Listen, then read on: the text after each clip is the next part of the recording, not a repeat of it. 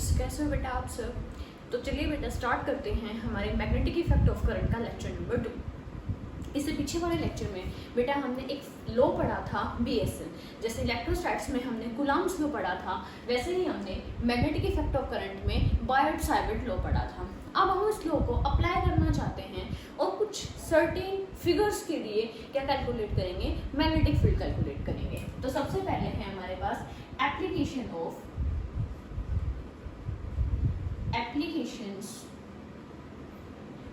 of BSL। अब BSL की जो सबसे पहली एप्लीकेशन हम पढ़ने जा रहे हैं वो है बेटा for a finite wire, magnetic field due to a finite wire. तो सबसे फर्स्ट एप्लीकेशन है, हेडिंग लगाइए, magnetic field due to a finite wire. अगर हमारे पास एक फाइनाइट लेंथ की वायर है, उसकी वजह से कितना मैग्नेटिक फील्ड होगा हम ये कैलकुलेट करना चाहते हैं। अब देखो, मान लो ये हमारी वायर है, ठीक है। इस वायर के अंदर आई करंट फ्लो कर रहा है और यहाँ पे एक पॉइंट P है और इस P पॉइंट पे इस वायर की वजह से जिसमें आई करंट है कितना मैग्नेटिक फील्ड प्रोड्यूस होगा। तो देखिए, ये जो मैग्नेटिक फील्ड है B पे, ये हम बायट-सावर्ट लॉ की हेल्प से निकालेंगे, मतलब BSL की हेल्प से निकालेंगे। लेकिन BSL को याद करो, अगर मैं देखूं तो BSL का एक फॉर्मूला था, dB = μ0I dl sin theta upon 4 पाई। ये μ0/4 पाई एक साथ था और r², ठीक है। यही था μ0/4 पाई I dl sin theta upon r², जैसे आप याद रखना चाहें। मतलब ये तो एक छोटा सा करंट एलिमेंट था आई dl, उसकी वजह से थोड़ा सा मैग्नेटिक फील्ड प्रोड्यूस हुआ था dp। यहाँ पे तो हमें कंप्लीट वायर के लिए निकालना है, तो हम क्या प्रोसेस करेंगे। तो इसमें देखिए बेटा, इसमें जो स्टेप्स आपको फॉलो करने होते हैं वो कुछ इस तरीके से होते हैं। आप क्या करेंगे, सबसे पहले तो एक याद रखिए PCA। यहाँ पे P का मतलब है एक परपेंडिकुलर, तो जो आपको पॉइंट गिवन होगा वायर से उसका परपेंडिकुलर ड्रॉ करेंगे। तो देखिए मैंने क्या किया, इस वायर से इस पॉइंट P पे एक परपेंडिकुलर ड्रॉ कर दिया। उसके बाद C का मतलब है कनेक्टिंग लाइंस। जो भी आपके पास वायर गिवन है उसके कुछ ना कुछ एंड पॉइंट्स होंगे। देखो, एक एंड पॉइंट ये है और एक एंड पॉइंट ये है। अब आपको क्या करना है, आपको P पॉइंट को और इन लाइन को कनेक्ट करना है, मतलब वो कनेक्टिंग लाइंस ड्रॉ करनी है। तो देखिए, ये आपकी कनेक्टिंग लाइन हो गई और ये आपकी कनेक्टिंग लाइन हो गई। किसको ज्वाइन किया है बेटा, जिस पॉइंट पे मैग्नेटिक फील्ड निकालना है, और किससे, एंड ऑफ द वायर से। उसके बाद है A। What is A? A means है एंगल। A मींस क्या है, एंगल। लेकिन इसमें मैं एक छोटा सा एरो लगा रही हूँ, देखो, इसको हमेशा ऐसे याद रखना। एंगल तो आपको लेना है, लेकिन ये एंगल कहाँ होगा, P से लेके C की तरफ होगा। मतलब P मतलब परपेंडिकुलर, C मतलब कनेक्टिंग लाइन। हमेशा परपेंडिकुलर से कनेक्टिंग लाइन की तरफ आपको एंगल बनाना है। तो देखिए, आप कहेंगे ये रहा पॉइंट P, एक कनेक्टिंग लाइन है ऊपर और एक कनेक्टिंग लाइन है नीचे। तो आप क्या करेंगे, एक एंगल ऐसे बना देंगे और एक एंगल ऐसे बना देंगे, क्योंकि परपेंडिकुलर से स्टार्ट करके कनेक्टिंग वायर्स तक जाना है, ठीक है। अब इसको मैं φ1 बोल सकती हूँ, इसको मैं φ2 बोल सकती हूँ। क्या आपको मेरी इतनी बात समझ आई? ठीक है, ये हमारा डायग्राम है। कभी भी आपको इस तरीके के क्वेश्चन दिखाई देगा, आपको सबसे पहले ये काम करना है। अब हम डेरिवेशन करने जा रहे हैं। डेरिवेशन इंपॉर्टेंट है बेटा। ये जो रिजल्ट आपको समझा है इसको आप अच्छे से नोट करें, क्योंकि ये आपको हर क्वेश्चन में अप्लाई करना है। कुछ क्वेश्चन ऐसे आएंगे, अगर आप इसको भूल जाएंगे तो आपको दिक्कत हो सकती है, कुछ गलती कर सकते हैं। तो मैं इसको हटा रही हूँ, तब तक आप नोट कर चुके होंगे। देखिए, अब यहाँ पे बेटा हमने क्या देखा कि हमने दो एंगल बना दिए। इसको मैं यहाँ लिख देती हूँ, ये एंगल है φ2। लेकिन हमें तो BSL का यूज करना है, वहाँ पे तो छोटा करंट एलिमेंट चाहिए। तो हम एक काम करते हैं बेटा, इस वायर से x डिस्टेंस नीचे, कितना डिस्टेंस नीचे, x डिस्टेंस नीचे, मान लो डिस्टेंस है a, या कह लो l लेंथ नीचे, एक छोटा सा एलिमेंट कंसिडर करेंगे, करंट एलिमेंट। क्या होगा करंट एलिमेंट, आइडियल। अब इसकी डायरेक्शन क्या होगी, इसकी डायरेक्शन होगी along the direction of current, ठीक है। अब देखिए, अब ये है लेंथ l, ये क्या O पॉइंट है। O पॉइंट कौन सा है, जहां पे हमने परपेंडिकुलर ड्रॉ किया है। अब इस एलिमेंट को इस पॉइंट से ज्वाइन कर दो। ये देखो, ये एलिमेंट और पॉइंट को मैंने ज्वाइन कर दिया। अब आपको पता है ना बेटा यहाँ जो एंगल बनता है उसको हम थीटा बोलते हैं, याद आ रहा होगा आपको BSL। और बेटा यहाँ जो एंगल बना है ना इसको आप फाई अज्यूम कर लो, क्या अज्यूम कर लो, फाई। अब पॉइंट्स हैं, ये पॉइंट है P, ये पॉइंट है O और ये पॉइंट है A। आई थिंक इतना क्लियर हुआ होगा। तो हमें ये पता है कि अकॉर्डिंग टू BSL आइडियल क्या है, एक करंट एलिमेंट है। तो हम कहेंगे, लिख सकते हैं हम, व्हाट इज आइडियल बेटा, ideal is a small current element. Ideal is a small current element. कहाँ प्रेजेंट है, जो आपका O पॉइंट है उससे L डिस्टेंस नीचे है। अब एक बात सोचिए, अब ये क्या हमें जरूरी है नीचे मानना, हम तो यहाँ भी मान सकते हैं, हम तो यहाँ भी मान सकते हैं, और ऐसे छोटे छोटे बहुत सारे करंट एलिमेंट्स को अज्यूम करेंगे। अब हमें कहेंगे कि अकॉर्डिंग टू BSL हम कह सकते हैं कि जो dB होगा, मतलब magnetic field produced by this small current element, वो कितना होगा, वो होगा mu naught upon 4 pi I dl sin theta upon r square. Clear हुआ बेटा इतना? ठीक है। अब देखिए, अब हम आगे क्या प्रोसीड करेंगे। बेसिकली अब आप समझ गए होंगे कि पूरी वायर है, वायर पे एक छोटा सा एलिमेंट लिया है, छोटे से एलिमेंट का ये आंसर है। अगर आपको टोटल निकालना है, टोटल मैग्नेटिक फील्ड, आपको पता है कि for total magnetic field we have to integrate equation number first. ये स्मॉल एलिमेंट की है, इंटीग्रेशन करके कंप्लीट एलिमेंट के लिए मिल जाएगी, कंप्लीट वायर के लिए मिल जाएगी। क्या यहाँ पे कोई प्रॉब्लम है? इस एक्सप्रेशन में एक छोटी सी प्रॉब्लम है, वो देखिए कैसे बेटा। अब ये देखिए, dl एक छोटा सा एलिमेंट है। अगर एक बात सोचो, ये एलिमेंट में यहाँ ना लेके मैं यहाँ पे भी ले सकती हूँ। अगर आप यहाँ पे एलिमेंट लेंगे तो ये जो लेंथ L है ये चेंज हो गई। अभी तो लेंथ L इतनी है, लेकिन एलिमेंट यहाँ आ जाएगा तो लेंथ इतनी हो जाएगी। अब एक बात सोचो, अगर यहाँ पे एलिमेंट आ गया तो आपको यहाँ से कनेक्ट करना पड़ेगा, और अगर यहाँ से कनेक्ट करोगे तो ये एंगल थीटा है, ये एंगल कुछ और हो जाएगा।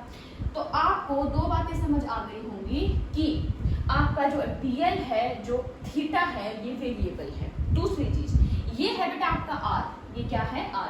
अगर आप यहाँ पॉइंट कंसिडर करते हैं तो आपको इस तरीके से लाइन बनानी पड़ेगी, और इस बार ये डॉटेड लाइन है जिसको मैं अभी हटा रही हूँ, ये क्या होगी, आपकी r होगी। तो इस एक्सप्रेशन में एक छोटी सी समस्या ये है बेटा कि L, थीटा और r तीनों ही वेरिएबल हैं। क्या है? तीनों वेरिएबल हैं। आप लिख सकते हैं थीटा, L और r तीनों ही कैसे हैं? वेरिएबल है। अब आप इंटीग्रेट करोगे तो किसके रिस्पेक्ट में करोगे? आपको तीन वेरिएबल के रिस्पेक्ट में इंटीग्रेशन करना नहीं आता, तो हमें कुछ ऐसे ट्रिक लगानी पड़ेगी कि तीनों वेरिएबल क्या करना पड़ेंगे, एक ही में ही मर्ज करने पड़ेंगे। अब ध्यान से सुनिए बेटा, अब हमने कहा था फॉर टोटल मैग्नेटिक इंटीग्रेशन हमें क्या करना है, वी हैव टू इंटीग्रेट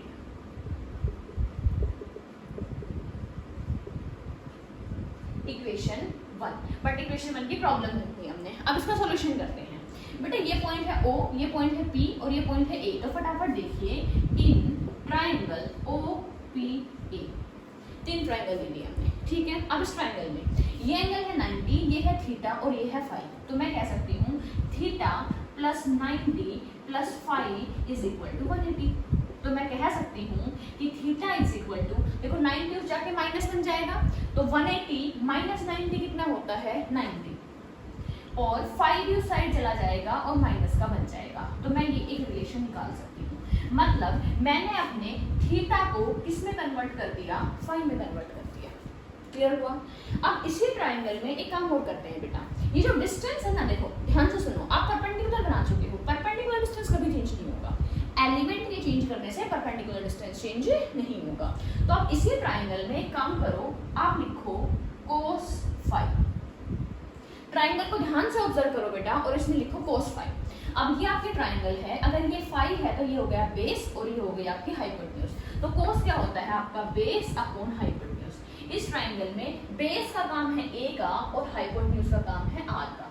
तो आप यहाँ से कह सकते हैं r is equal to a। देखो r यहाँ चला गया और cos फाई कहाँ चला गया, नीचे, तो हम कहेंगे a cos फाई, जहाँ पे a क्या है, कांस्टेंट है, ठीक है। ये आपकी एक और इक्वेशन आ गई। देखिए आपने क्या किया बेटा, थीटा को फाई में कन्वर्ट कर दिया, साथ साथ r को भी आपने फाई में कन्वर्ट कर दिया। आपने यहाँ से क्या काम किया, r को फाई में कन्वर्ट कर दिया। देखिए ये हो गया, दोनों फाई में कन्वर्ट हो चुके हैं। क्या आप एल को भी फाई में कन्वर्ट कर सकते हैं? बिल्कुल कर सकते हैं। एक बार आप इसी ट्राइंगल की हेल्प से प्लीज एक बार देखो कि किस तरीके से आप एल को भी फाई में चेंज कर सकते हैं। अगर मैं सेम ट्राइंगल की बात करूं तो जो एल है वो मेरा कहाँ आता है? वो मेरा इस साइड आता है, मतलब इसके लिए परपेंडिकुलर का काम करेगा। तो हम एक काम कर सकते हैं कि हम परपेंडिकुलर और बेस का यूज करेंगे और हम tan थीटा लिखेंगे। हम कहेंगे इसी ट्राइंगल में tan फाई लिखो। tan फाई होता है परपेंडिकुलर अपॉन बेस। यहाँ पे परपेंडिकुलर का काम किसका है बेटा? एल का है अपॉन बेस। बेस कौन है बेटा? यहाँ पे a है। तो आप कह सकते हैं कि a यहाँ चला जाएगा, l is equal to a tan phi. l क्या हो जाएगा? a tan phi. लेकिन आपको तो क्या चाहिए बेटा? आपको तो dl चाहिए था। तो इस पूरे को आप फाई की टर्म्स में डिफरेंशिएट कर दो। अगर मैं इसको डिफरेंशिएट करती हूँ विद रिस्पेक्ट टू फाई तो ये कुछ इस तरीके से बन जाएगा। a तो कांस्टेंट है और tan का डिफरेंशिएशन क्या होता है? tan का डिफरेंशिएशन होता है सेकंड स्क्वायर। इतनी बात समझ आ गई मेरे को। अच्छा, क्या आप इसको एक्सप्रेशन को और तरीके से लिख सकते हैं? हाँ, 1 अपॉन कोस क्या बन जाता है? सेकेंड बन जाता है। चलो कोई नहीं, अब देखो इस फाई को आप इस साइड लेके जाए, आपको सिर्फ dl की वैल्यू चाहिए। dl है a second square phi into D phi. ये देखिए हम यहाँ तक पहुंच चुके हैं। यहाँ पे आपने क्या किया बेटा? यहाँ पे सबसे पहले आपने थीटा से फाई पे चले गए, फिर आप क्या चले गए? आर से फाई पे चले गए और यहाँ पे आप डीएल से फाई पे चले गए। तो आपने जो 3 वेरिएबल थे उन तीनों वेरिएबल को कहाँ समेट दिया? आपने फाई में समेट दिया। क्या इतनी बात समझ आती है? ये कन्वर्जन हो गया बेटा। अब तो बस चुटकियों का खेल बचा है आपका। तो अगर आप इन तीनों को इक्वेशन नंबर 1 में पुट करें, फिलहाल हम बेटा टोटल के लिए हम इसका इंटीग्रेशन नहीं करेंगे क्योंकि इसमें एक प्रॉब्लम थी, ठीक है ना। तो ये स्टेप हम थोड़ा सा बाद में करेंगे। अब आप देखिए, आप इनको इक्वेशन बोल सकते हैं। This is equation number 2, this is equation number 3 और this is equation number 4। Use equation number 2, 3 and 4 in the equation number 1। तो हम कहेंगे using equation 2, 3 and 4 in equation 1। अब देखिए dv क्या बनेगा बेटा? dv बनेगा म्यू नॉट अपॉन 4 पाई, तो एज इट इज है। I भी एज इट इज था। dl की जगह हम क्या लिख सकते हैं? हम लिख सकते हैं a सेकेंड स्क्वायर फाई और डी फाई। वहां पे साइन थीटा, आप देखिए बेटा साइन थीटा की जगह आएगा 90 माइनस 5, 90 माइनस 5। प्लीज थोड़ा सा देखना बेटा, ये बोर्ड से निकल गया साइड में। आई थिंक मुझे दोबारा भी लिख देना चाहिए। देखिए इस इक्वेशन का अगर मैं यूज करूं तो हम कह सकते हैं कि dv बन गया आपका mu naught upon 4 pi I, dl की जगह आ गया a second square phi D phi और साथ में आ गया sine 90 minus 5 upon R square upon R square. इसका स्क्वायर करो, a square upon cosec square 5। इतना क्लियर हुआ बेटा? अब इतना अगर क्लियर हो गया है तो हम आगे बढ़ते हैं। देखिए हमारा जो dv का एक्सप्रेशन हो कैसा हो जाएगा? देखो म्यू नोट अपॉन 4 पाई, कोई प्रॉब्लम नहीं है। i में भी हमें कोई प्रॉब्लम नहीं है। देखो एक a से एक a कैंसिल कर देते हैं, ठीक है।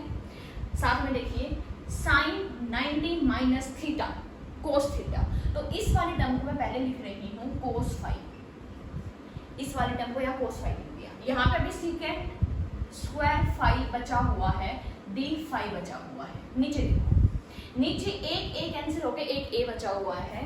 कोस स्क्वायर ये अपॉन में है तो पलट के ऊपर जाएगा। अब ध्यान से देखिए बेटा, कोस और सीकेंड एक दूसरे के रेसिप्रोकल होते हैं, तो कोस स्क्वायर से सीकेंड स्क्वायर क्या हो गया? कैंसिल हो गया। या तो आप ऐसा करो, सीकेंड को 1 अपॉन कोस लिखो, फिर कोस से कोस कैंसिल कर दो, एक ही बात है, ठीक है। अब देखिए ये एक्सप्रेशन क्या बन गया? ये बन गया mu naught I upon 4 pi a, ऊपर क्या बचा?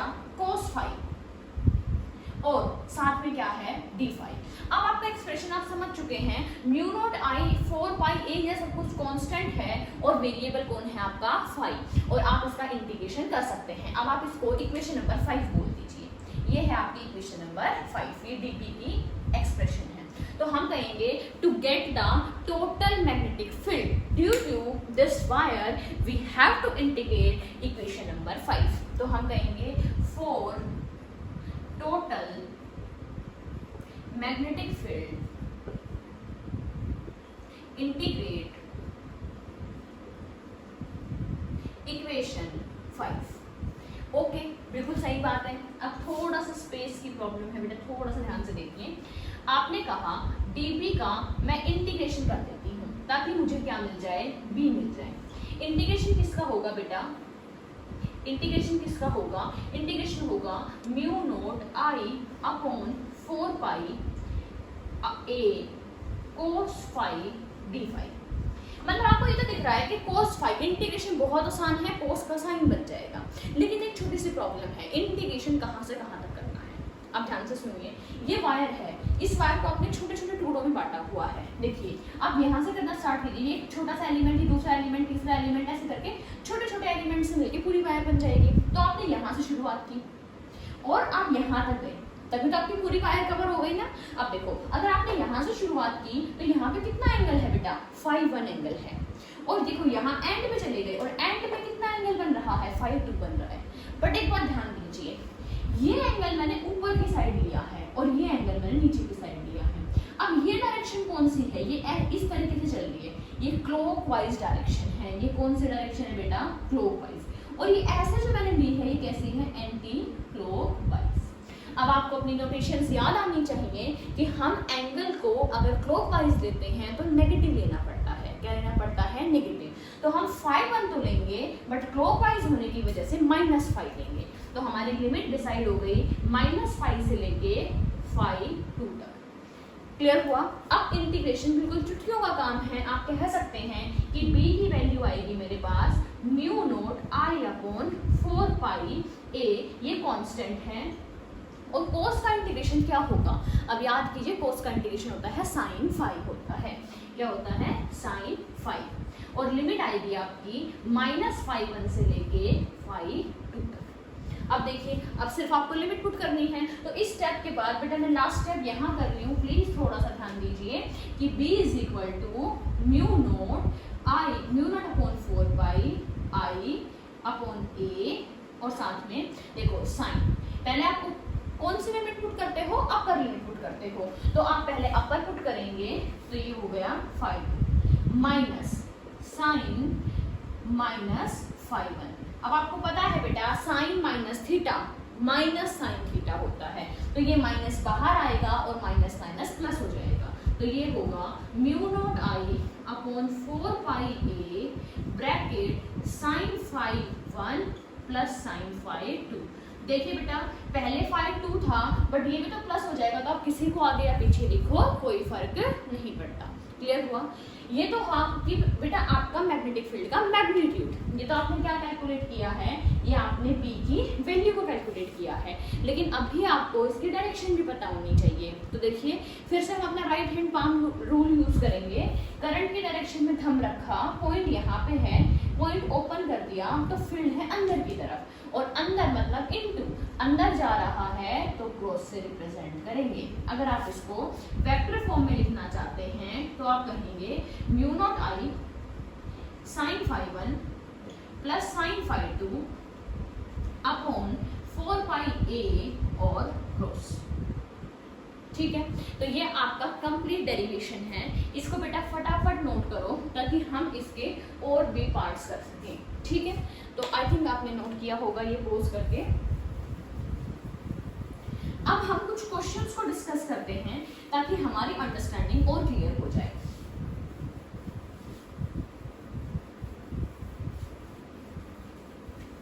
अब क्वेश्चंस के लिए आपको सिर्फ फॉर्मूला पता होना चाहिए और साथ में एक छोटी सी टर्म, क्या, PCA, परपेंडिकुलर, कनेक्टिंग लाइंस और एंगल। क्या बेटा, PCA। अब देखते हैं ये कैसे हेल्प करते हैं। अब यहाँ पे जो बच्चे छोटी सी गलती कर देते हैं मैं उसको समझाना चाहूंगी। बेटा तब हम फाइनाइट वायर के लिए डेरिवेशन करते हैं तो उसको हम एक बार लिख लेते हैं फटाफट। हम कहते हैं मान लो यहाँ पे पॉइंट P है, ये परपेंडिकुलर है परपेंडिकुलर डिस्टेंस ए है, ठीक है, और आपने यहाँ इस तरीके से इनको ज्वाइन किया था। मान लो ये φ1 है और ये φ2 है, ऐसे ये ऊपर जा रहा है, ये नीचे आ रहा है, ठीक है। और इसकी वजह से जो b आया था वो आया था μ0I/4πa sin φ1 प्लस sin φ2। अब एक क्वेश्चन सॉल्व करते हैं जिससे आपको एक कंफ्यूजन क्लियर होगी। देखिए, एक क्वेश्चन है बेटा, एक वायर की लेंथ है 10 मीटर, उससे 1 मीटर दूर एक पॉइंट है P जो 90 डिग्री के एंगल पे है, और यहाँ पे आप क्या करना चाहते हैं, ये परपेंडिकुलर बाइसेक्टर है, ये जो पॉइंट O है, O इज परपेंडिकुलर बाइसेक्टर, या फिर आप ये कह सकते हैं OP इज परपेंडिकुलर बाइसेक्टर।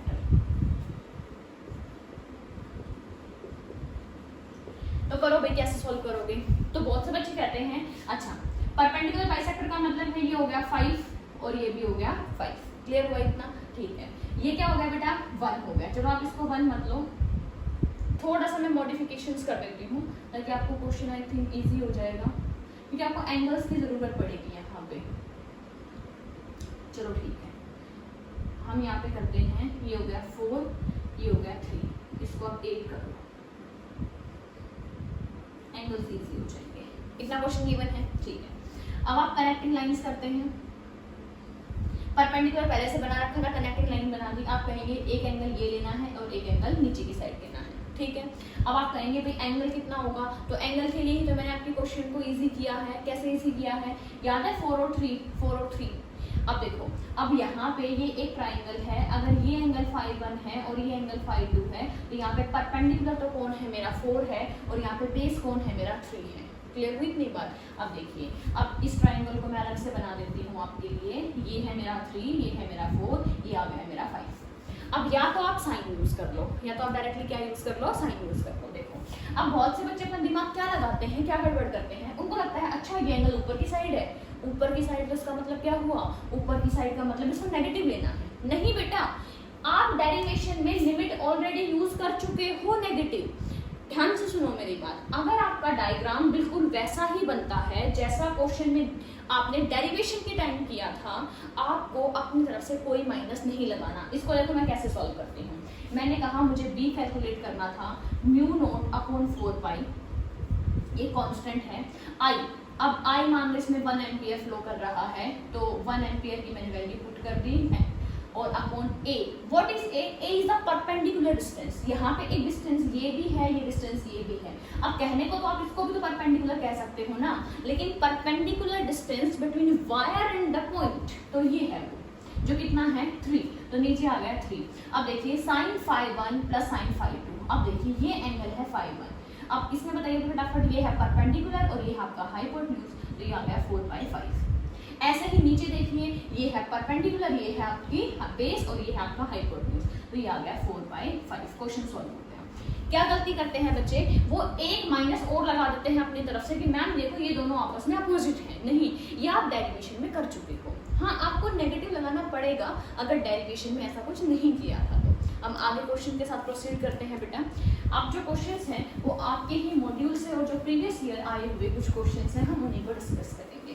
तो एक स्क्वायर का क्वेश्चन होता है बेटा जो बहुत बार आता है हमारे साथ, तो हम पहले उसको डिस्कस करते हैं।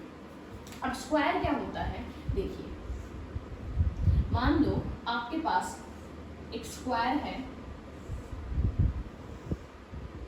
और इसके अंदर I amount of current flow कर रहा है, सभी की सभी साइड्स में I अमाउंट ऑफ करंट है, और इसके सेंटर पे आपको मैग्नेटिक फील्ड निकालना है। आपको सेंटर पे मैग्नेटिक फील्ड निकालना है। सबसे पहला काम क्या होगा, मान लो ये A है, इसकी साइड क्या है, A है, तो सबसे पहले आप एक वायर को कंसिडर कीजिए, क्योंकि स्क्वायर है तो बाय सिमेट्री जैसा एक साइड का बिहेवियर होगा सभी का वैसा ही होगा। बाकी हम डायरेक्शंस को देखेंगे क्योंकि एक वेक्टर क्वांटिटी है। तो सबसे पहले मैं इसको पार्ट्स में डिवाइड कर देती हूँ। ये मेरा पार्ट नंबर 1 है, ये मेरा पार्ट नंबर 2 है, ये मेरा पार्ट नंबर 3 है और ये मेरा पार्ट नंबर 4 है। क्लियर हुआ इतना? अब देखिए, अब सबसे पहले अगर मैं सिर्फ पार्ट 1 पे फोकस करूँ तो मुझे यहाँ से एक परपेंडिकुलर ड्रॉ करना था। ये सेंटर है, अगर ये A है तो ये कितना हो गया बेटा, A/2 हो गया। और ये भी बिल्कुल मिड पॉइंट होगा, तो ये भी आपका a/2 और ये भी आपका a/2 हो जाएगा। ठीक है, फिर आपको क्या करना है कि आपके एंड पॉइंट्स को P से A परपेंडिकुलर बना दे, कनेक्टिंग लाइंस,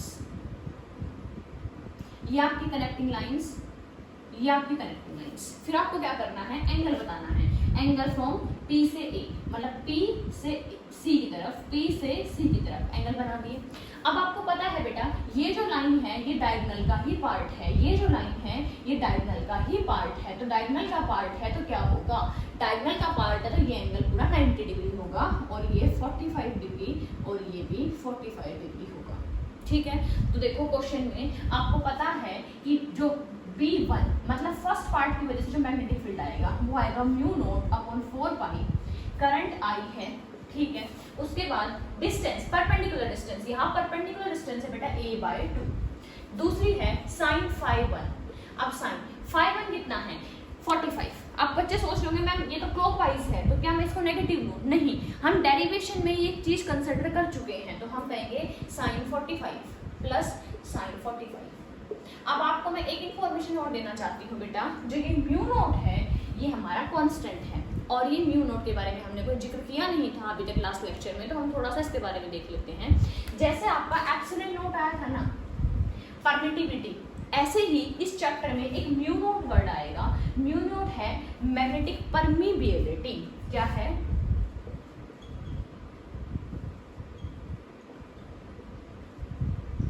परमिबिलिटी।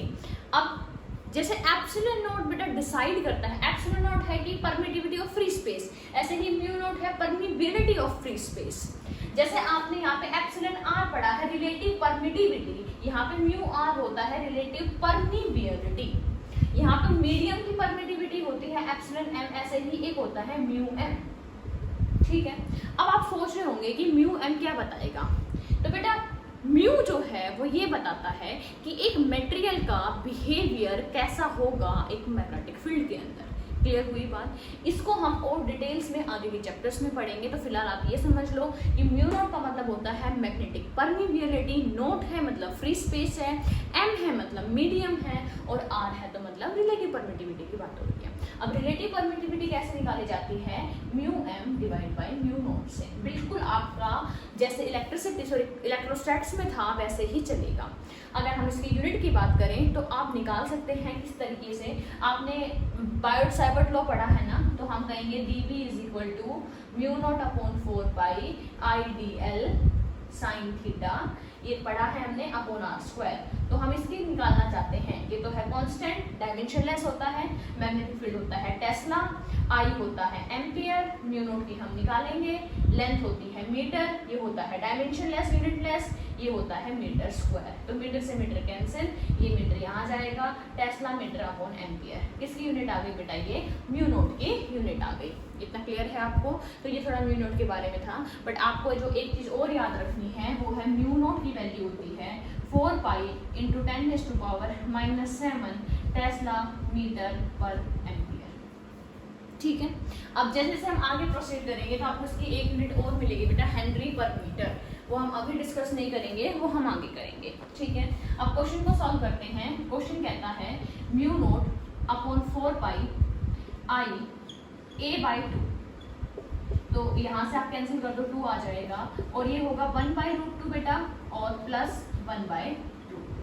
अब बात करते हैं डायरेक्शन की। करंट कहाँ है, ऊपर, हाथ को खोलो, कहाँ जाएगा, अंदर, मतलब क्रॉस लगा दो।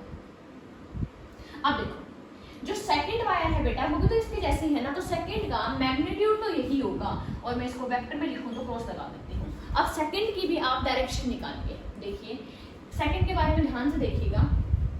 अब क्या कर रहे हैं आप, इस साइड में आपका थंब है और इसकी तरफ खोलना है, तो इस तरीके से खुलेगा हाथ। देखो सामने करंट जा रहा है और नीचे खोलना है, ये नीचे वाला पॉइंट है ना। अब देखो ऐसे करंट है और नीचे खोलना है, अंदर की तरफ गया। ऐसे है, सामने खोलना है, अंदर की तरफ गया। ऐसे है और ऊपर खोलना है, अंदर गया। मतलब 4 क्रॉस बन गए यहाँ पे। सभी की डायरेक्शन होगी सेम और सभी की डायरेक्शन सेम है तो आप सभी को क्या करेंगे, ऐड कर देंगे। तो आप देख रहे हैं B1 = B2 = B3 = B4, not only in magnitude but also in direction. तो हम कहेंगे जो B टोटल है वो 4 टाइम्स ऑफ B1 हो जाएगा और ये है आपका B। तो आई थिंक आपको ये क्वेश्चन समझ आया होगा अच्छे से, ठीक है, ओके। अब ये तो था बेटा हमारा फाइनाइट वायर का केस। अब फाइनाइट से अब हम इनफाइनाइट की तरफ बढ़ेंगे। किसकी तरफ बढ़ेंगे? इनफाइनाइट की तरफ। देखिए कैसे।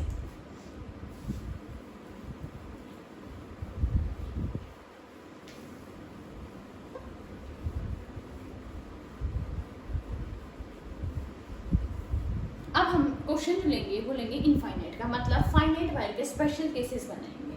तो हम कहेंगे case 1 infinite wire, infinite long straight wire. देखिए अगर फाइनाइट के बारे में बात करूं तो देखो ये वायर है, फाइनाइट है, यहाँ पे मैग्नेटिक फील्ड निकालना है। क्या तरीका होता था?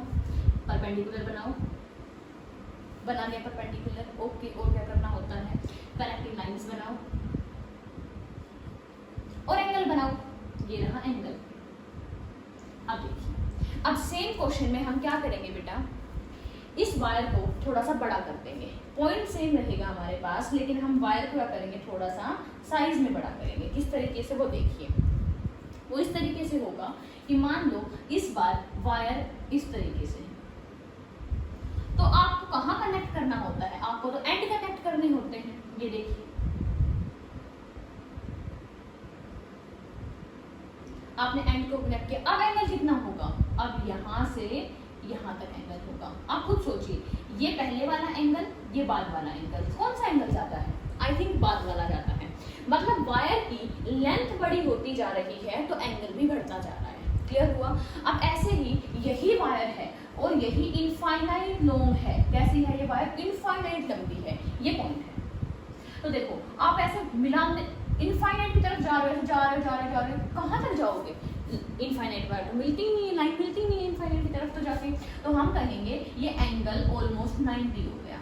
आप इतना समझिए बेटा कि अगर हमारा फाइनाइट वायर था तो एंगल स्मॉल थे, वायर की लेंथ बढ़ी तो एंगल भी बढ़ गए। तो इनफाइनाइट वायर में एंगल 90 डिग्री हो जाएगा। यही तरीका है जज करने का, ठीक है। अब इनफाइनाइट वायर के क्वेश्चन आएंगे तो अपने दिमाग में ये मत समझना बेटा कि देखो, क्या आपको इतनी बात समझ आई? अगर एलिमेंट बड़ा होता जा रहा है तो एंगल भी बड़े होते जा रहे हैं। और इनफाइनाइट वायर का मतलब है कि जो इसके एंड है वो इस तरीके से है कि वो इनफाइनाइट दूर तक है और एंगल जो है वो कितना है? 90 डिग्री है। मतलब अगर मुझे इनफाइनाइट वायर का डायग्राम बनाना पड़े तो मैं कुछ इस तरीके से बनाऊंगी। ये देखो, ये मेरा डॉटेड पोर्शन शो कर रहा है, ये इनफाइनाइट तक जा रही है। तो हम कहेंगे ये मेरा पॉइंट बी, और एंगल बनाने के लिए हम कहेंगे ये एंगल बनेगी इस तरीके से, क्योंकि इनफाइनाइट तक जाने हैं इनको भी। और ये एंगल कितने हो गए? 90। आप इसको वाइस वर्सा भी याद कर सकते हैं। मतलब अगर किसी क्वेश्चन में ये गिवन है कि φ1 एंड φ2 आर 90, तो आप समझ जाइए किसका केस है? इनफाइनाइट वायर का केस है। ये बात क्लियर हुई? अब देखो, गिवन क्वेश्चन में ही आपको सेम वायर अलग अलग तरीके से बिहेव करवा सकती है। ध्यान रखना, अगर एंगल की वैल्यू स्पेसिफिकली गिवन है कि 60 डिग्री है, 30 डिग्री है, मतलब फाइनाइट का क्वेश्चन है, लेकिन अगर दोनों की 90 डिग्री वैल्यू गिवन है, मतलब इनफाइनाइट लॉन्ग वायर का क्वेश्चन है, तो इसके लिए मैग्नेटिक फील्ड कैसे मॉडिफाई होगा? आपको पता है बी का फॉर्मूला क्या होता है? Mu naught I upon 4 pi A sign φ1 plus sign φ2। अब एक बात बताओ, अगर दोनों ही 90 है तो बी क्या होगा? बी होगा mu naught I upon 4 pi A sine 90 plus sine 90। तो देखिए क्या होगा, mu naught I upon 4 pi A sine 90 is 1, sine 90 is 1, 1 plus 1 2, और 2 से ये होगा 2। तो फॉर्मूला बना mu naught I upon 2 pi A. This is the magnetic field due to a infinite long wire. Clear हुआ? तो हमने फाइनाइट का केस पढ़ा, ये फाइनाइट का था और ये वहां से इनफाइनाइट में बन गया। अब एक थर्ड टर्म और आती है सेमी इनफाइनाइट। देखिए सेमी इनफाइनाइट, सेमी इनफाइनाइट में क्या होता है कि एक टर्मिनल तो हमें पता होता है, उसके बिल्कुल सामने पॉइंट होता है, और दूसरा एंड इनफाइनाइट होता है। अब देखो ये पॉइंट बिल्कुल सामने है, बिल्कुल सामने है बेटा, तो यही हमारा परपेंडिकुलर होगा, यही हमारी कनेक्टिंग लाइन भी होगी। तो यहाँ पे जो एंगल बनेगा वो 0 डिग्री बनेगा, ठीक है। और देखो इनफाइनाइट की तरफ जा रहे हैं अब हम कहाँ जा रहे हैं, इनफाइनाइट की तरफ, तो दूसरा एंगल कितना होगा 90। तो अगर आपको φ1 φ2 की वैल्यू पता है, कैसी है, 0 से लेके 90 से कम के बीच में है तो फाइनाइट का केस है, लेकिन दोनों एंगल 90 है तो इनफाइनाइट का केस है। एक एंगल 0 और एक एंगल 90 है तो सेमी इनफाइनाइट का केस है, ठीक है। तो इसके लिए देखो क्या होगा, B = μ0 I/4πa।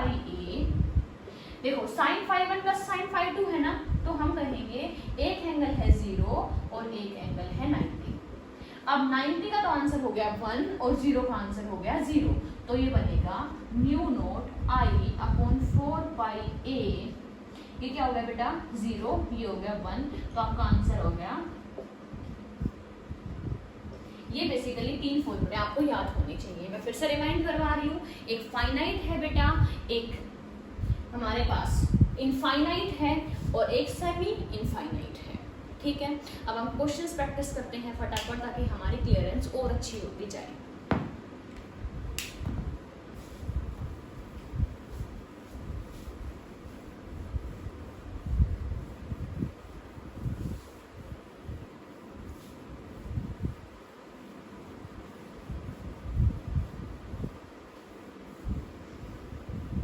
देखिए कुछ क्वेश्चंस बेटा आपकी ही बुक से हैं, कुछ प्रीवियस ईयर क्वेश्चंस को ही हम डिस्कस करेंगे। जैसे एक क्वेश्चन है आपके पास कि आपके सामने एक लूप बना रखी है,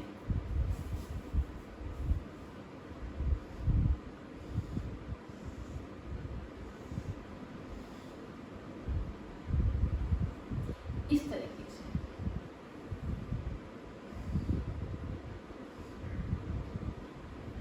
यहाँ पे इस पॉइंट पे आपको मैग्नेटिक फील्ड निकालना है। क्वेश्चन इस तरीके से गिवन है कि यहाँ पे I करंट है, यहाँ पे I1 करंट है, यहाँ पे I2 करंट है।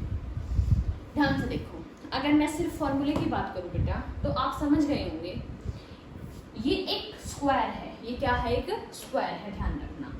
तो आप स्क्वायर को तो आपने अभी भी सॉल्व किया था, तो इसमें कितने पार्ट बनेंगे, एक पार्ट तो ये बनेगा 1, एक पार्ट स्क्वायर का बनेगा और एक पार्ट ये बनेगा इस वायर का। ये दोनों करंट यहाँ से मिल के यहाँ I चला जाएगा बाहर, ठीक है। अब देखो आप स्क्वायर का क्वेश्चन तो कर चुके हो, लेकिन 1 और 3 वायर का क्या करें, ध्यान से देखो। क्वेश्चन को सॉल्व करते हैं। अब हमें समझ नहीं आ रहा फाइनाइट है इनफाइनाइट नहीं पता चल रहा। मान लो ये वायर है और आपका पॉइंट यहाँ दे दिया जाए तो क्या आंसर होगा। सबसे पहले क्या करना होता है, सबसे पहले करना होता है पॉइंट और वायर के बीच में परपेंडिकुलर ड्रॉ करना होता है ना। और अगर मान लो परपेंडिकुलर है A, तो आपने जितने भी फॉर्मूले देखे हैं उसमें ऐसा होता है, या तो अपन में 4 पाई आ रहा है या अपन में 2 पाई आ रहा है। जर्नल फॉर्मूला लिखो तो ये आता है। देखो ये सॉरी साइन हो रहेगा, हाँ। परपेंडिकुलर बनाओगे कहाँ से, सामने होता तो परपेंडिकुलर बनता ना, ये तो वायर के ऊपर है, वायर के अलोंग है, मैं कह सकती हूँ, ठीक है।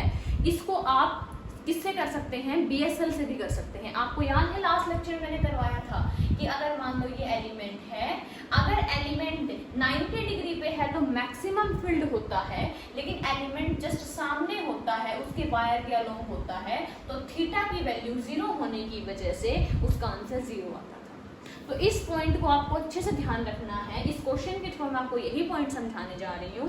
अगर कोई पॉइंट वायर के सामने लाई करता है तो उसका मैग्नेटिक फील्ड 0 होगा। तो देखो ये वायर के अलोंग लाई करता है, ये वायर है और इसी के अलोंग लाई करता है, तो हम कहेंगे जिसको मैंने वायर 1 बोला है उस वायर का मैग्नेटिक फील्ड है 0।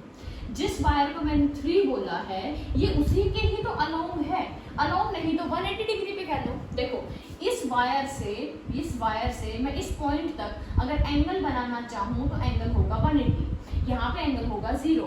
तो 0 और 180 के केस में आप तो BSL से भी कह सकते हो मैग्नेटिक फील्ड होगा 0। ये भी हो गया 0, ठीक है। अब देखिए, अब यहाँ पे एक छोटा सा क्वेश्चन है आपके लिए कि अगर आप यहाँ पे करंट निकालना चाहते हो तो आपको यहाँ पे आप क्या करना चाहते हो, मैग्नेटिक फील्ड निकालना चाहते हो इस वाले पोर्शन की वजह से, तो आपको I1 करंट ध्यान करना पड़ेगा, और यहाँ से निकालना चाहते हो तो I2 करंट लेना पड़ेगा। लेकिन अब I1 I2 कैसे ले, तो आपके क्वेश्चन में गिवन है कि अपर पार्ट का रेजिस्टेंस अगर R है तो नीचे वाले पार्ट का रेजिस्टेंस 2R है। मैं कंफर्म कर लेती हूँ एग्जैक्टली क्वेश्चन क्या कहता है। नाम दिया हुआ है A, B, C, D।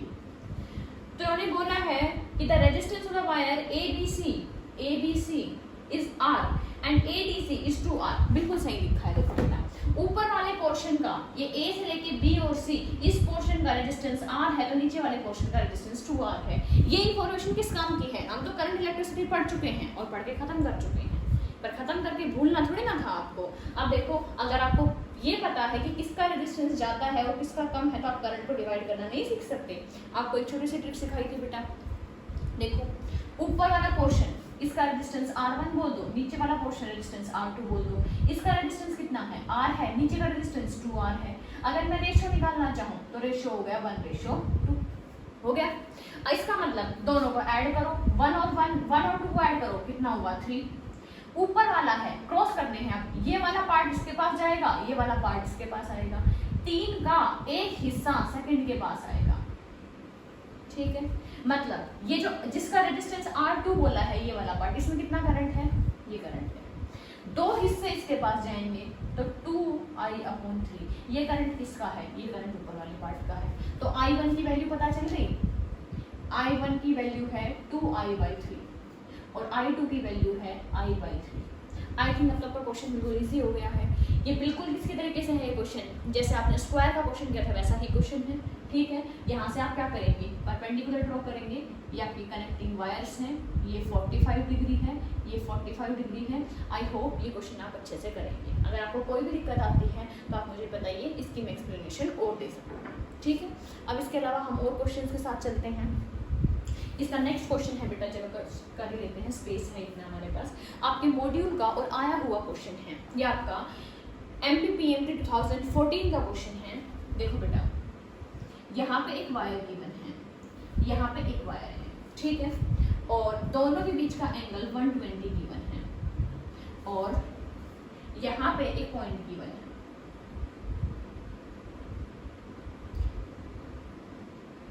और ये डिस्टेंस है D। इसको सॉल्व करना है आपको। क्वेश्चन कहता है a long conducting wire carrying current I, ठीक है, इस तरीके से है, यहां से ऐसे बेंड एट 120 डिग्री। क्वेश्चन कहता है आपके पास कि a long conducting wire, long conducting wire का मतलब है ये बहुत लंबी है और इसको ऐसे बैंड कर दिया है। अब आपको इस पी पॉइंट के ऊपर वैल्यू बतानी है, फटाफट सोचिए क्या करना है आपको। देखिए, इस क्वेश्चन को डील करने बहुत ही अच्छा और काफी क्वेश्चंस को क्लियर करने वाला आपका पॉइंट है। कैसे सॉल्व करेंगे, एक बार के लिए आप इसको सोचिए, अपना दिमाग लगाएं और फिर हम इसको डिस्कस करेंगे। बेटा, कोई भी क्वेश्चन सॉल्व करना है तो क्या करना होता है, सबसे पहला स्टेप क्या होता है, सबसे पहला स्टेप होता है PCA। अब ध्यान से सुनो, ये पूरी एक लंबी वायर है, पर इस लंबी वायर को 2 टुकड़ों में बांट लो, एक तो ये वाला टुकड़ा और एक ये वाला टुकड़ा। क्लियर हुआ, ठीक है।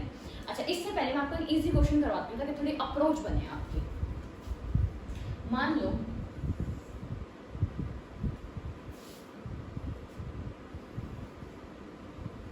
ये ऐसे 2 इनफाइनाइट वायर हैं रखी हुई है, ये एक पॉइंट है, ये पॉइंट यहाँ से 1 मीटर है और ऊपर बन गया, यहाँ से भी 1 मीटर है, ठीक है। ये वायर है 1, ये वायर है 2, इसमें करंट कुछ इस तरीके से फ्लो कर रहा है और इसमें करंट कुछ ऐसे फ्लो कर रहा है। अब आपको क्या करना है, अब आपको सॉल्यूशन देना है कि इस पॉइंट P पे कितना मैग्नेटिक फील्ड होगा। तो आप क्या करेंगे, आप कहेंगे मान लो 1 एम्पियर का करंट है, 1 एम्पियर का करंट है, सॉल्व करो। तो आप कहेंगे 2 वायर है, क्यों ना एक बार में एक वायर के लिए सॉल्व किया जाए। एक बार को इस वायर के लिए भूल जाओ, ये इनफाइनाइट वायर है। अब अगर इनफाइनाइट वायर है तो आपको कौन सा फॉर्मूला लगाना है, आपको ये फर्स्ट वायर है, ये इनफाइनाइट वायर है, तो mu naught I upon 2 pi ए ये फॉर्मूला लगाना है। आई कितना है 1 एम्पियर है, ए कितना है 1 है, तो V1 की वैल्यू आ गई म्यू नॉट 1 अपॉन 2 पाई और ये भी हो गई वैल्यू 1। अब म्यू नॉट की वैल्यू होती है 4 पाई इंटू 10 की पावर -7, अभी बताया था, अपॉन 2 पाई, ये कैंसिल होगा तो ये आएगा 2 इंटू 10 की पावर -7। लेकिन बेटा मैग्नेटिक फील्ड तो एक वेक्टर क्वांटिटी है, इसकी तो डायरेक्शन भी होगी, कैसे निकालेंगे, हाथ खोल दो अंदर,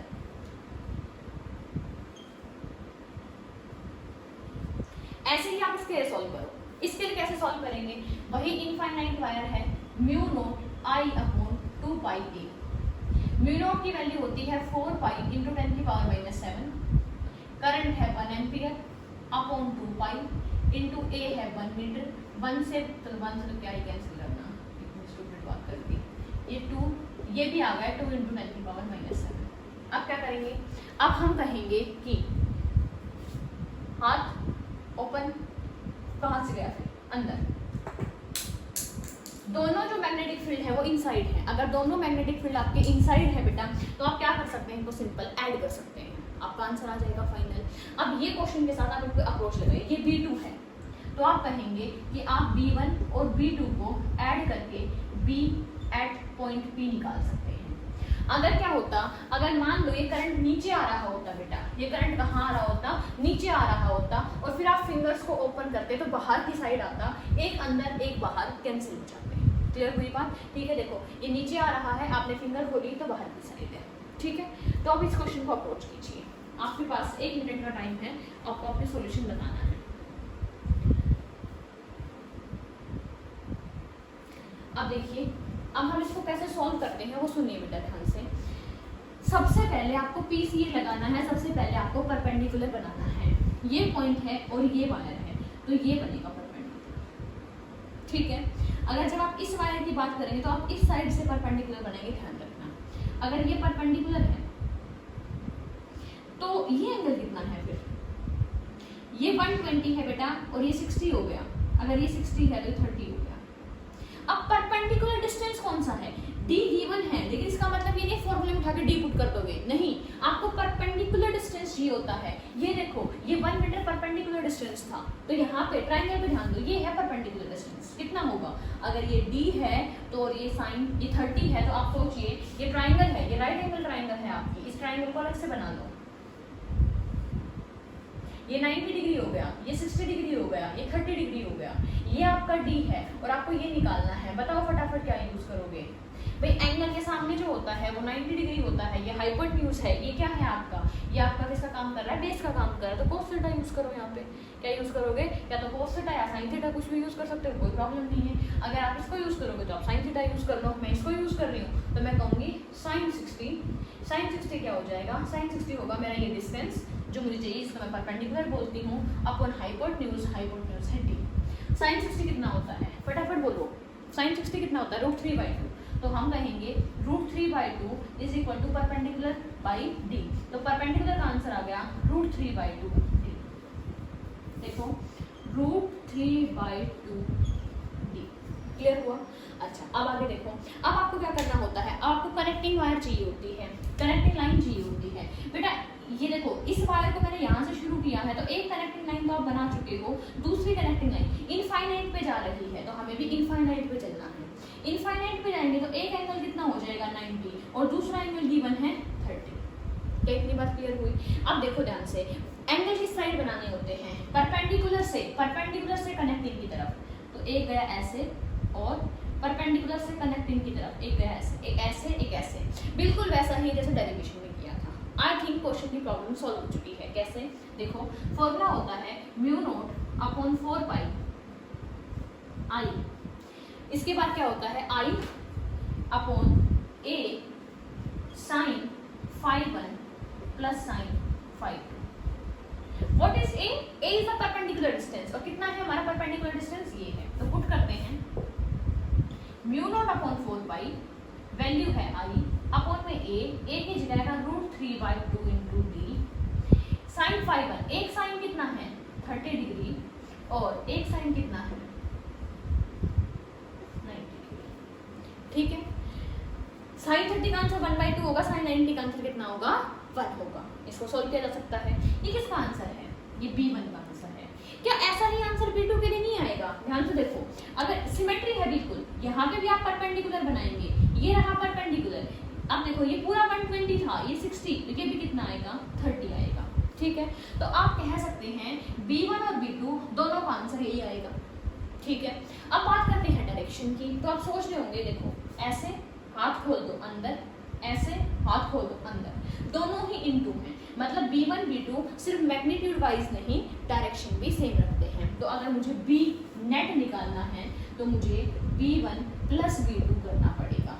फटाफट करते हैं बेटा, म्यू नॉट अपॉन 4 आई अपॉन √3/2 डी साइन 30 मतलब 1/2 और 1।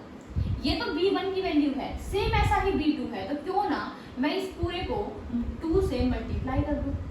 ठीक है, अब देखो ये 2 से कैंसिल होकर ये 2 बचेगा, ये 2 से कैंसिल होकर 2 आएगा, तो क्या बचा mu naught I upon pi √3 D और ये आएगा 3/2। तो ये देखो ये रूट से ये √3 बन गया, तो आंसर आया √3 mu naught I upon pi into D. I think आपको क्वेश्चन क्लियर हो गया होगा। ठीक है, अब एक लास्ट पॉइंट की बात करते हैं बेटा, जो मैं पीसीए बता रही थी। आप सोच रहे थे साइन तो कहीं चेंज नहीं हुआ, क्यों हम इस पीसीए को याद करते हैं? सुनो,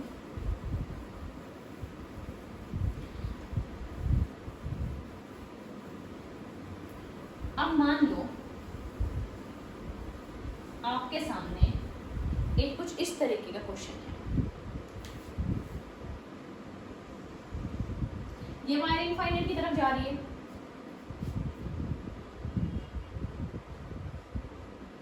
और यहाँ एक पॉइंट P है और ये एंगल 45 डिग्री है।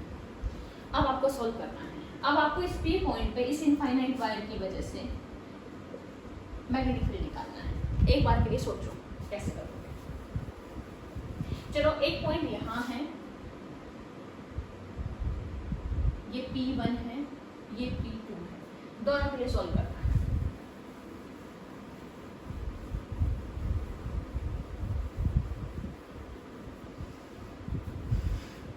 अगर मैं P2 का जिक्र करूं, P1 को भूल जाओ, बिल्कुल सामने वाला पॉइंट है, बिल्कुल सामने वाला पॉइंट, और एक साइड कहाँ है इनफाइनाइट। कौन सा क्वेश्चन हुआ? सम इनफाइनाइट का क्वेश्चन। क्वेश्चन तो सॉल्व हो गया हाथों हाथ। ठीक है, अगर सोल्व हो गया तो हटा दो। उस P1 के बारे में सोचो। मैंने आपको क्या बोला है, PCA सबसे पहले परपेंडिकुलर बनाना है, पॉइंट को छेड़छाड़ नहीं करना, पॉइंट वही रहेगा, परपेंडिकुलर बनाओ। तो परपेंडिकुलर बनाने के लिए आप सोच रहे होंगे कि मैं क्या करूं भाई, परपेंडिकुलर तो कैसे बनेगा, इस पॉइंट से इस वायर पे कभी परपेंडिकुलर बन ही नहीं सकता। वायर को एक्सटेंड कर दो बेटा, पॉइंट को शिफ्ट मत करो। पीसीए के लिए वायर को एक्सटेंड कर दो। इमेजिन करो वायर लंबी होती, मान लो ये वायर और बड़ी होती, तो आप परपेंडिकुलर बना सकते हैं? हाँ मैम, अब बना सकते हैं।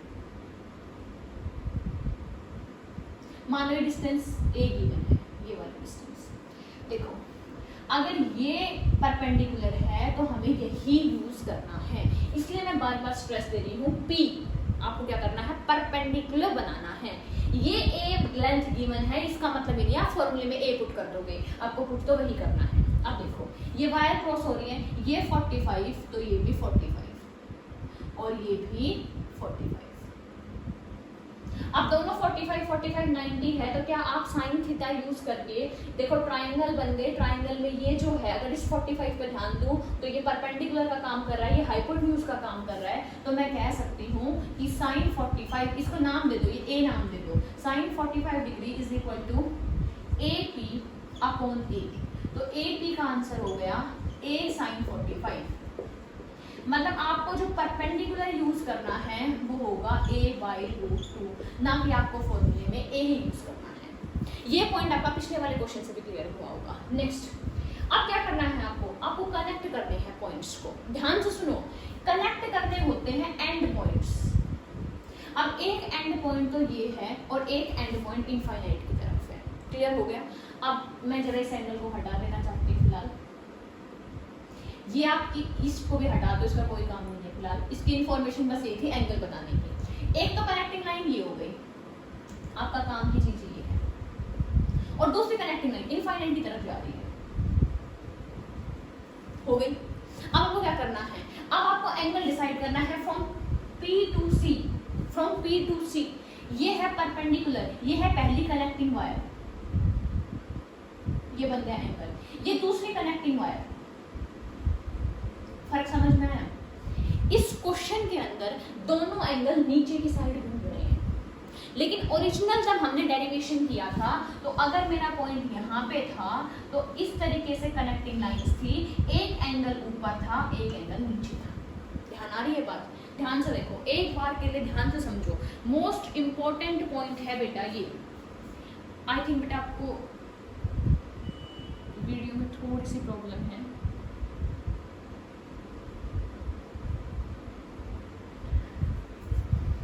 आई एम सॉरी बेटा, मैं इस चीज़ को रिपीट कर देती हूँ एक बार के लिए। देखो, जो आपका ओरिजिनल डायग्राम था वो इस तरीके से था। मैंने सबसे पहले परपेंडिकुलर बनाया।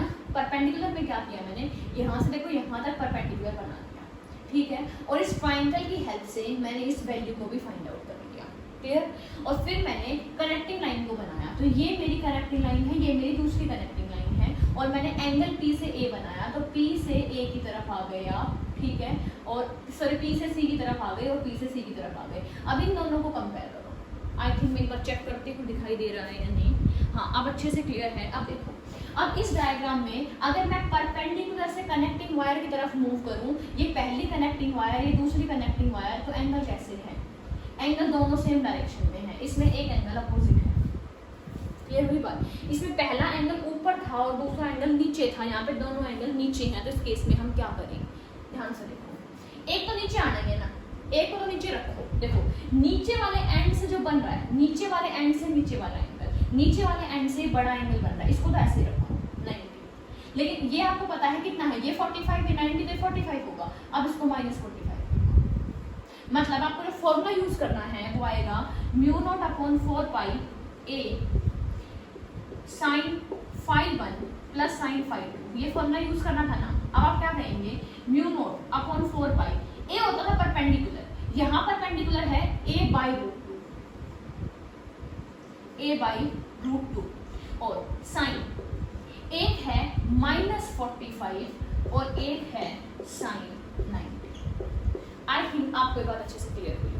मतलब मैं PCA पे स्ट्रेस इसलिए देती हूँ बेटा कि आपको हमेशा एंगल जो बनाना है वो P से C की तरफ बनाना है, परपेंडिकुलर से कनेक्टिंग वायर की तरफ।